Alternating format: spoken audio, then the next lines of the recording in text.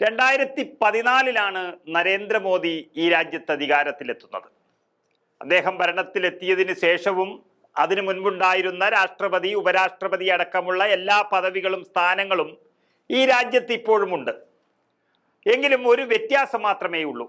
ഇനി എത്ര വലിയ പദവിയാണെങ്കിലും BJPയുടെയും കേന്ദ്ര സർക്കാരിൻ്റെയും തിട്ടൂരത്തിനനുസരിച്ച് പ്രവർത്തിക്കണം.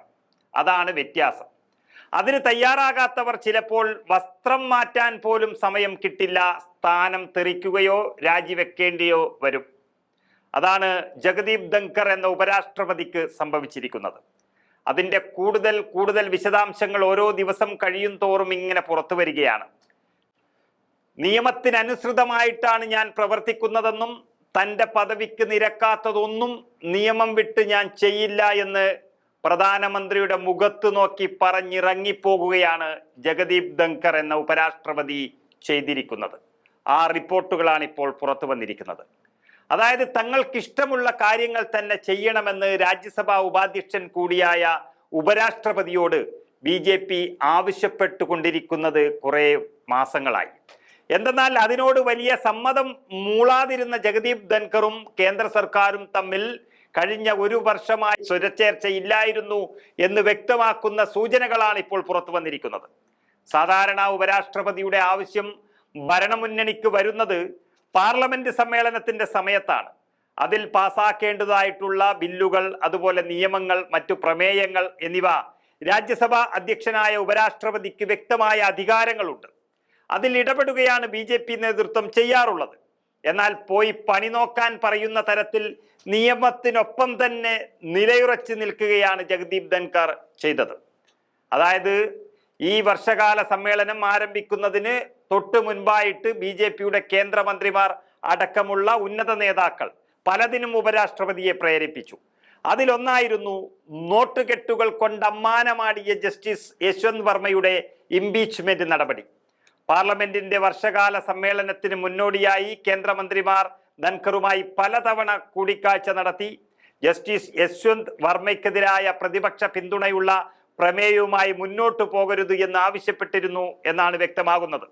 എന്നാൽ അതിൽ സർക്കാരിന്റെ നിലപാടിനോട് യോജിക്കാൻ ധൻകർ വിസമ്മതിച്ചു. കാരണം അതിൽ സത്യമില്ല. ഇതാണ് ധൃതി പിടിച്ചുള്ള രാജിക്ക് പിന്നിൽ എന്നാണ് റിപ്പോർട്ടുകൾ പുറത്തു വരുന്നത്. പിടിച്ചു പുറത്താക്കിയതല്ല, മുഖത്ത് വലിച്ചെറിഞ്ഞ് ഇറങ്ങിപ്പോയത് എന്നാണ് ഇപ്പോൾ പുറത്തു വരുന്ന വിവരം. അതിനു പുറമെ BJPയുടെ ചില കപട നീക്കങ്ങളെയും പൊങ്ങച്ചത്തെയും എല്ലാം ജഗദീപ് ധൻകർ വലിയ രീതിയിൽ എതിർത്തിരുന്നു, രാജ്യസഭയ്ക്കകത്തും പുറത്തും.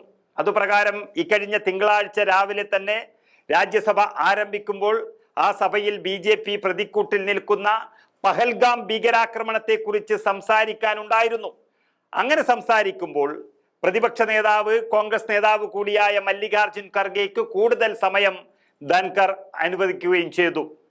ഇതും BJP നേതൃത്വത്തിന്റെ അനിഷ്ടത്തിന് കാരണമായി എന്നാണ് ഈ റിപ്പോർട്ടിൽ പറയുന്നത്.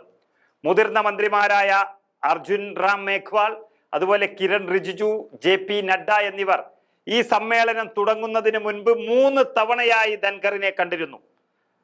കാരണം ജസ്റ്റിസ് വർമ്മയ്ക്കെതിരായ പ്രമേയത്തിൽ ഭരണകക്ഷി MPമാരെ ഉൾപ്പെടുത്തണമെന്നും സമവായത്തിന് സമയം അനുവദിക്കണമെന്നും അവർ അദ്ദേഹത്തോട് ആവശ്യപ്പെട്ടെങ്കിലും ധൻകർ ഇതിന് വഴങ്ങിയില്ല. കാരണം ജസ്റ്റിസ് വർമ്മ എന്ന് പറയുന്നത് ഇന്ത്യൻ ജുഡീഷ്യറിക്ക് തന്നെ അപമാനമായി നിൽക്കുന്ന ഒരാളാണെന്ന് ഈ രാജ്യം പറയുകയാണ്. പിന്നാലെ പ്രതിപക്ഷം നൽകിയ പ്രമേയം ചർച്ച ചെയ്യാൻ അനുമതി നൽകുകയും ചെയ്തു ജഗദീപ് ധൻകർ. ഇതറിഞ്ഞതോടെ പ്രധാനമന്ത്രി നരേന്ദ്രമോദി തന്നെ ദേഷ്യം കൊണ്ട് ഉറഞ്ഞു തുള്ളി എന്നാണ് പറയുന്നത്. പ്രധാനമന്ത്രി നരേന്ദ്രമോദിയുടെ നീരസം കേന്ദ്ര മന്ത്രിമാർ വഴി ധൻകറിനെ അറിയിക്കുകയും ചെയ്തു. എന്നിട്ടും അദ്ദേഹം വഴങ്ങിയില്ല. എന്നാൽ നിയമങ്ങൾക്കനുസൃതമായാണ് താൻ പ്രവർത്തിക്കുന്നതെന്നും പ്രധാനമന്ത്രിയല്ല, ആരും അതിൽ കൈകടത്തിയാലും കാര്യമില്ലെന്നുള്ള ധൻകർ മറുപടി നൽകിയതോടെ BJP ആകപ്പെട്ടു. ഇതോടെയാണ് തിങ്കളാഴ്ച വൈകുന്നേരം നടന്ന രണ്ടാമത്തെ BSc യോഗത്തിന് BJP നേതാക്കൾ പങ്കെടുക്കുന്നില്ല എന്ന് തീരുമാനിച്ചത്.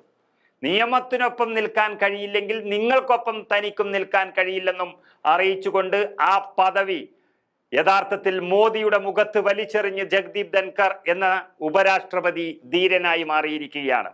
യഥാർത്ഥത്തിൽ ഇത് പുറത്ത് ആരും കൂടുതൽ അറിയരുത് എന്നുള്ളത് ഇപ്പോൾ BJPക്കാണ് നിർബന്ധം. കാരണം അഴിമതിക്ക് കൂട്ടുനിന്നതിന് ധൻകറിന്റെ കയ്യിൽ നിന്നും മുഖത്ത് കിട്ടിയ അടിയായി ആ രാജി ഈ രാജ്യത്ത് മാറിയിരിക്കുകയാണ്.